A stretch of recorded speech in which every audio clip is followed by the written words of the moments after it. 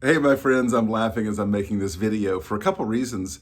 One is I just made this video to you, and at the end realized I didn't hit the video button, I hit the photo button.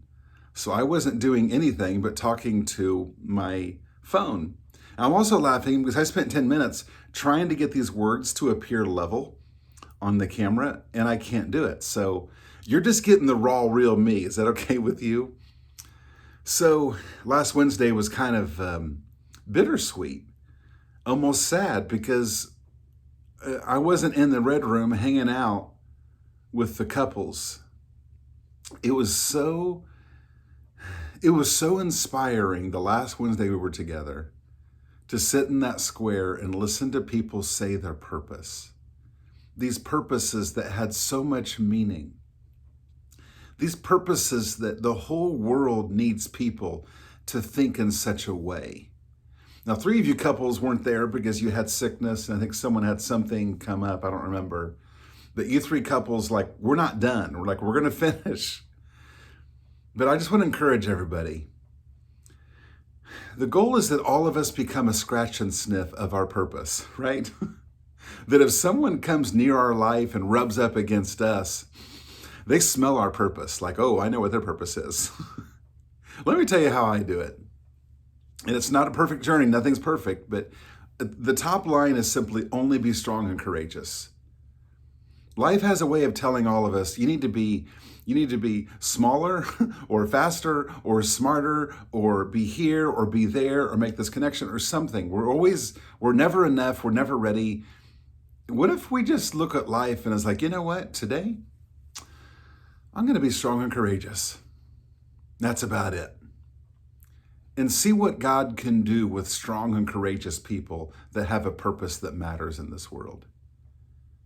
It was good enough for Joshua, and he became leader of the Israelites.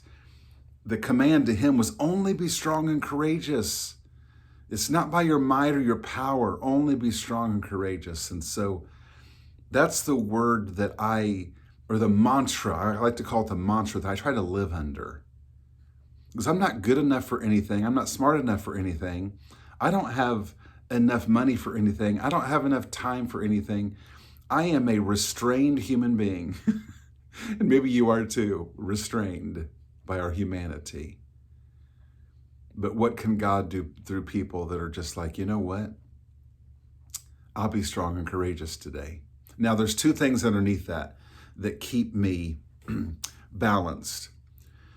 One is to trust the people under my nose. Like, God wants to use people. Let God use people in your life. Lean into the relationships in your life right now. Let God use them in your life. For me, that means that I'll reach out and call someone when I'm like, I don't know what to do with this. For me, I texted someone today and I said, I'm tired. Those are the only words I said. I didn't explain anything. I didn't say why, nothing. I just said those words because I decided as I drove home from the gym that instead of coping, I was going to let someone else in. That just rhymed. As I came home from the gym, I decided that rather than coping with the tiredness I have, I would let someone in. Second thing I do is take my next step. The next step is always just awkward. It's always a little uncomfortable, but just take the next step. So here you have this purpose.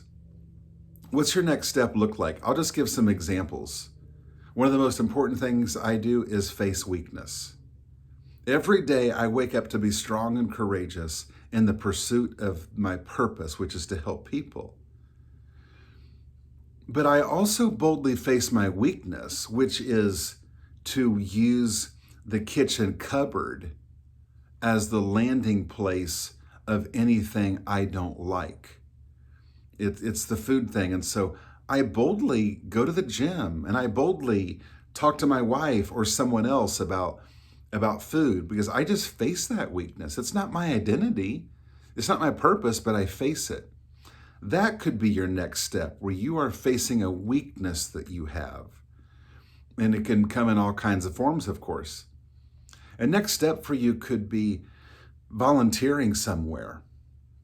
getting more involved in what the church is doing. There's something the church does that is a perfect fit for you. You can become part of a team. Maybe you've never done Next Move, to see how you can be more involved with a team at the church.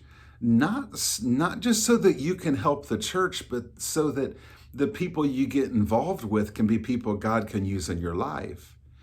Maybe it's something like giving money to the church, tithing, and you've never done that. And maybe that's a next step for you to be like, you know what? Why am I letting the fear of money decide how I live? Maybe that's a step that you take.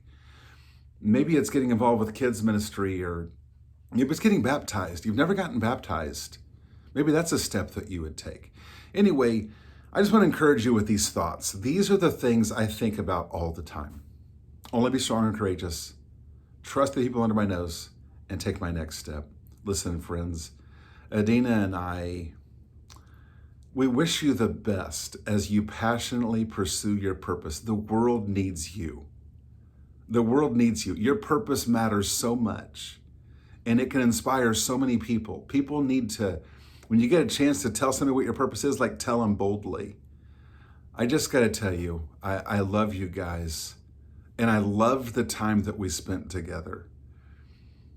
I can't forget some of those moments we had.